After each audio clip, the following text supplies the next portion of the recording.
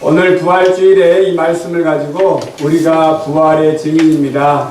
우리가 부활의 주인입니다. 라는 제목으로 같이 하나의 말씀을 나누도록 하겠습니다. 지난주에 프랑스 파리에 있는 노트르담 대성당에 큰 화재가 발생하였습니다.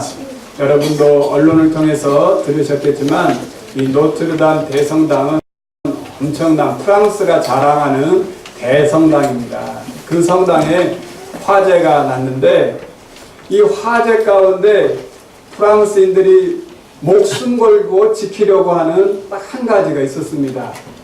그게 무엇이냐면 가시면류관입니다. 가시면류관. 다른 어떤 것보다 제일 중요하게 여기는 게 가시면류관인데 이 가시면류관이 그냥 면류관이 아니고 예수님께서 십자가에서 쓰셨던 그 가시면류관을 프랑스 노트르담 성당에서 보관하고 있었다는 거예요. 그래서 여러분에게 직접 가보진 못하시지만 보여드리겠습니다. 이게 가시면류관을 보관하고 있는 모습이라고 합니다. 얼마나 귀하게 보관하고 있는지 이 테두리는 다 황금으로 패를 다 둘러서 지금도 보관하고 있다고 합니다. 기독교는 유일하게 부활의 종교입니다. 유교의 창시자인 공자도, 불교의 창시자인 석가모니도, 그리고 이슬람의 창시자인 마호메트도 모두 다 죽었고 그들의 무덤은 지금까지 크게 추앙받고 있습니다. 중국의 공림은 공자가 묻힌 곳인데 그곳에 가면 10만 그루의 나무와 10만 개의 공실가의 무덤이 있다고 합니다. 이게 공자의 무덤입니다. 또한 사우디아라비아에 가보면 메디나에는 마호메트가 묻혀있는 무덤이 있다고 합니다. 얼마만큼 크게 만들어놨는지 상상이 가십니까? 또한 석가모니는 자기 자신을 시신을 태우고 난 후에 나온 진신사리를 여러 무덤에다가 모셔주게 되었는데 이걸 스투파라고 한다고 합니다. 우리나라에도 통도사에 가보면 이 부처의 사리를 보관하고 있는 부도탑이 있다고 합니다. 그러나 예수님에게는 무덤이 없습니다. 아니, 무덤은 있습니다. 하지만 그 무덤은 빈 무덤입니다. 만약에 예수님의 시신이라도 있었다면, 조그만 손톱이라도 조금 있었다면 어떻게 되었을까요? 아마 그것을 보기 위해, 또 그걸 보관하기 위해 수많은 사람들이, 또 수많은 인력들이, 또 수많은 비용들이 투자되었을 것입니다. 하지만 예수님은 시신이 없습니다. 왜냐하면 다시 살아나셨기 때문입니다. 인간의 육신의 한계를 가진 우리들이 죽음 이후에 또 부활한다는 것, 그 자체를 말한다는 것이 모순이고 이해할 수 없는 사건입니다. 그러나 분명한 것은 예수님이 부활하셨다는 것은 역사적 사실이라는 것입니다. 그러므로 이 부활절은 우리 모든 성도들이 진짜 기뻐하고 기뻐해야 할 날입니다. 오늘 같은 날 인상 쓰고 있으면 안 돼요. 다른 날은 좀 인상 써도 괜찮아요. 그런데 오늘은 인상 쓰면 안 돼요. 그런 의미로 우리 옆에 있는 성도님들에게 이렇게 한번 인사하면 좋겠습니다. 예수님 부활하셨습니다. 예수님 부활하셨습니다. 진실로 부활하셨습니다. 진실로 부활하셨습니다. 아멘. 네, 예수님의 부활이 진짜 우리에게 기뻐야 합니다. 왜냐하면 그 부활이 우리를 살게 하기 때문에 그렇습니다.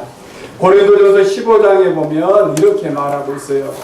부활이 없다면, 예수님의 부활이 없다면 우리가 전파하는 것도 헛것이요 우리의 믿음도 헛것이며 우리가 하나님의 거짓 증인으로 발견되리니 라고 말하고 있어요. 또한 예수님의 부활이 없다면 우리는 모든 사람 가운데 가장 불쌍한 사람이다 라고 성경은 말하고 있습니다. 그렇습니다. 예수님의 부활이 기독교의 시작이고 예수님의 부활이 복음 중에 복음인 것입니다. 오늘 우리가 읽은 사도행전 2장 22절 이하의 말씀은 베드로가 처음으로 예수님의 부활을 설교한 설교예요. 가장 먼저 예수님의 부활을 설교한 부분입니다. 여러분은 예수님의 부활을 어떻게 이야기하고 싶으세요? 여러분은 예수님의 부활을 어떻게 이야기할 수 있겠어요? 그냥 예수님이 부활했대. 우리 엄마가 말했어. 부활했다고.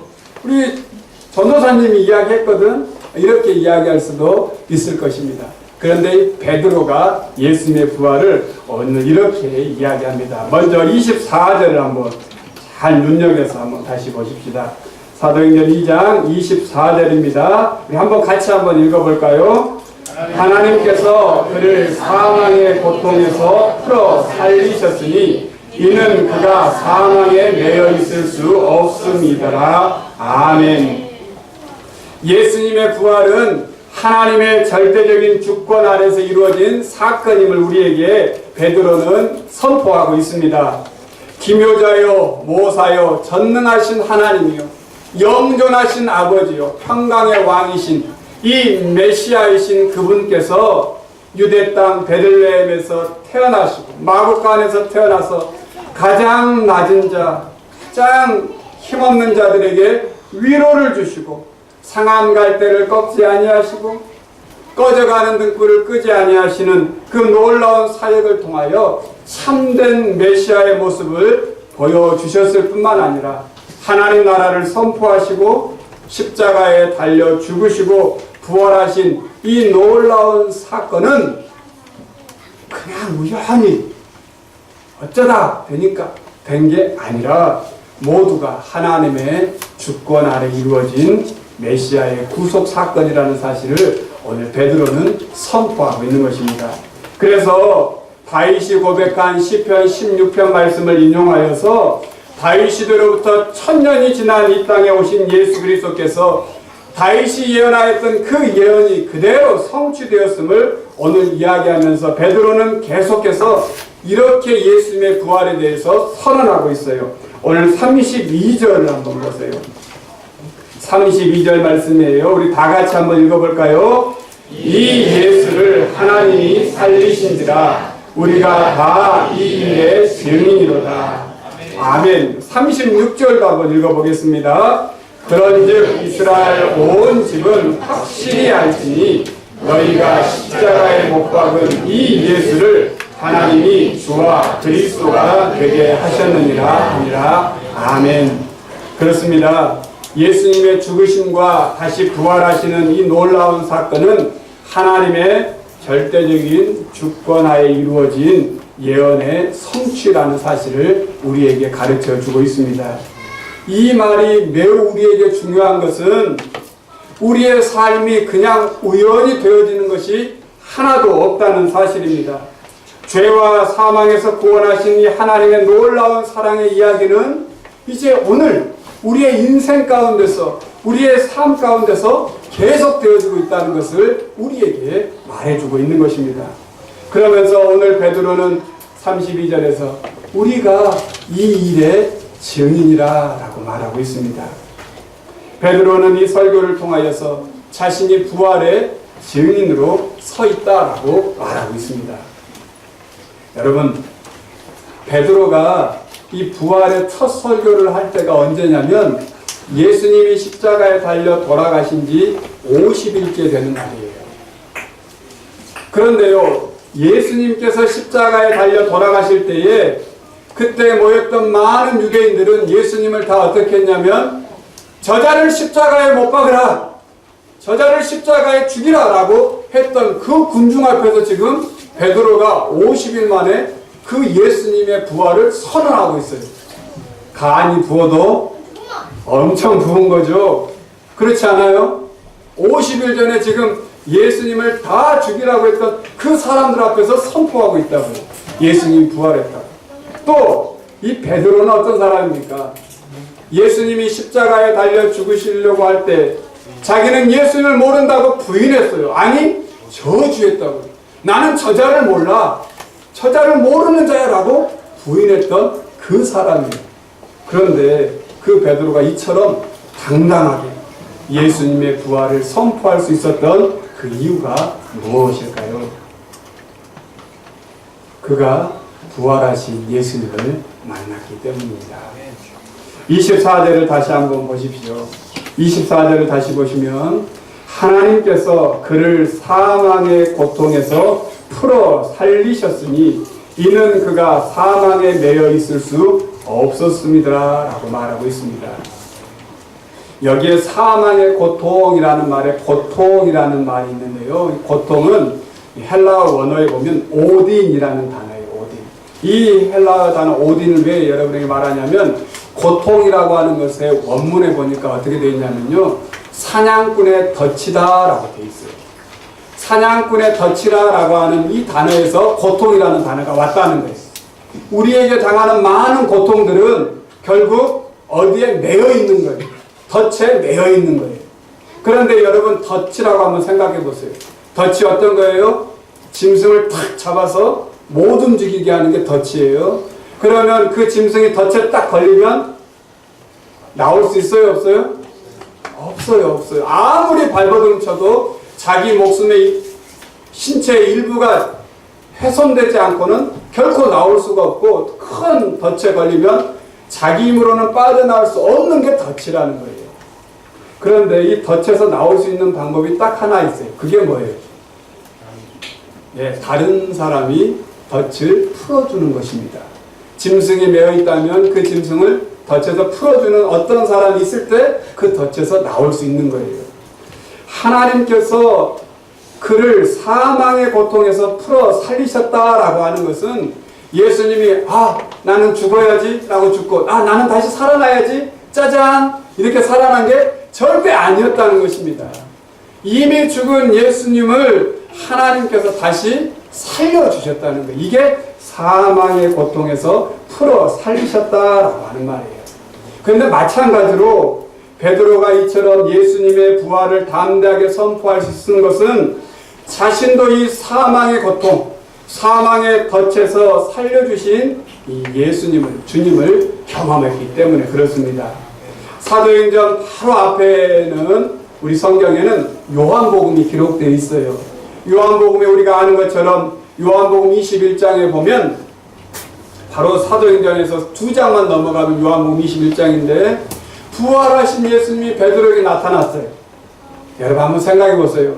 부활하신 예수님이 다 기쁘죠. 죽은 자가 다시 살아났으니 얼마나 기쁘겠어요. 그런데 한 사람 베드로에게는 절대 기쁘지가 않아요. 차라리 그냥 죽으셔서 없으면 좋았을 텐데 다시 살아나셨으니 자기의 모든 과거의 잘못들이 다 드러나는 거예요. 나 예수님 모른다고 부인했어. 그분을 저주했어.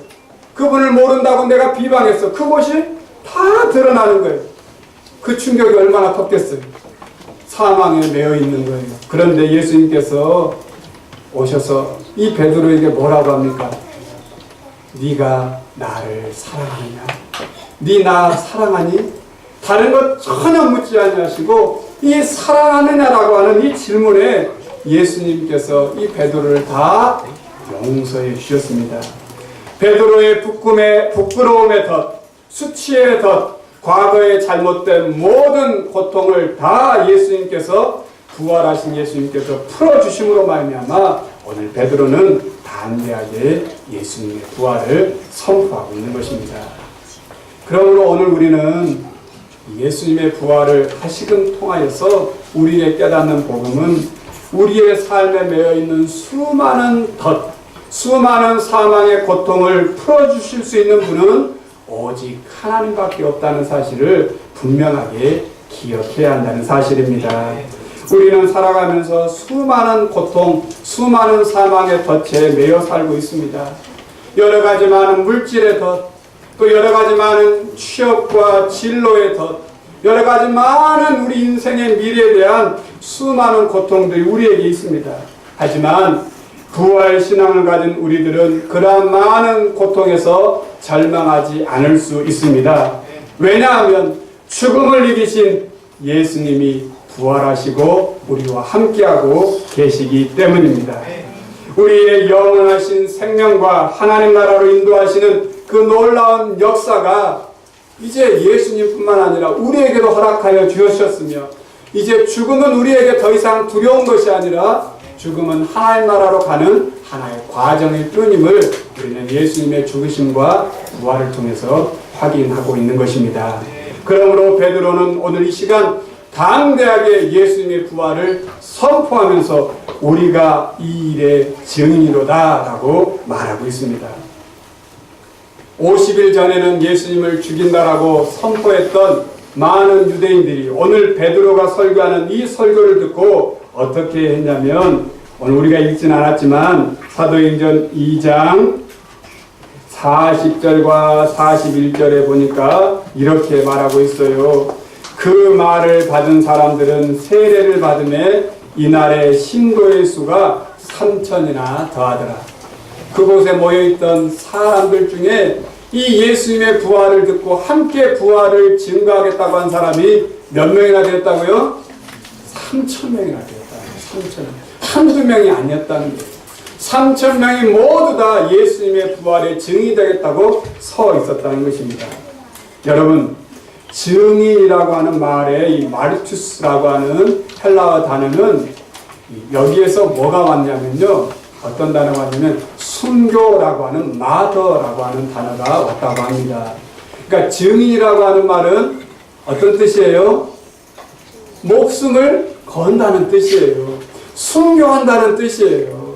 내가 예수님의 부활의 증인입니다 라고 하는 것은 예수님의 부활을 위해서 내 목숨까지도 걸겠다고 하는 사람, 이게 부활의 증인이라는 것입니다. 그러면 시대에 우리가 예수님의 부활의 증인이 될 수 있는 이유가 무엇이겠습니까? 오늘 베드로는 우리에게 이렇게 가르쳐주고 있어요. 우리 37절에서 40절 말씀인데요, 제가 한번 읽어볼게요. 이 베드로의 설교를 듣고 있었던 유대인들이 이렇게 말해요. 형제들아, 우리가 어찌할꼬 하거늘 베드로가 이르되 너희가 회개하여 각각 예수 그리스도의 이름으로 세례를 받고 죄사함을 받으라. 그리하면 성령의 선물을 받으리니 이 약속은 너희와 너희 자녀와 모든 먼데 사람 곧 주 우리 하나님이 얼마든지 부르시는 자들에게 하신 것이라 하고, 또 여러 말로 확증하며 권하여 이르되 너희가 이 패역한 세대에서 구원을 받으라 하니, 성령이 임할 때에 예수님의 부활을 믿을 수 있고 예수님의 부활의 증인이 될 수 있다라고 말씀하고 있는 것입니다. 사도행전 1장 8절에서는 그래서 오직 성령이 너희에게 임하시면 너희가 어떻게 권능을 받고 예루살렘과 온 유대와 사마리아와 땅 끝까지 이르러 내 증인이 되리라 하십니다. 아멘. 사랑하는 성도 여러분, 사랑하는 우리 교회학교 친구 여러분, 1885년 4월 5일 그 아침에 26살의 언더우드, 27살의 아펜젤러가 우리나라 인천항이었던 당시 제물포항에 첫 발을 내딛었습니다. 부활절 아침에 이 땅에 들어와서 그들은 가장 먼저 이렇게 하나님 앞에 기도했습니다. 우리는 부활절 아침에 이곳에 왔습니다. 그날 사망 권세를 이기신 주께서 이 나라 백성들을 얽어맨 결박을 끊으사 하나님의 자녀로서의 자유와 빛을 주시옵소서.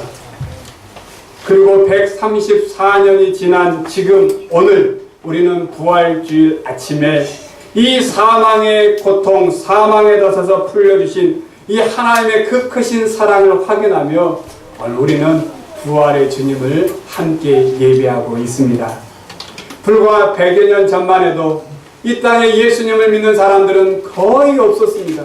하지만 지금 우리나라는 전 세계 171개국에 27,993명의 선교사를 파송하는 기독교 나라가 되었습니다.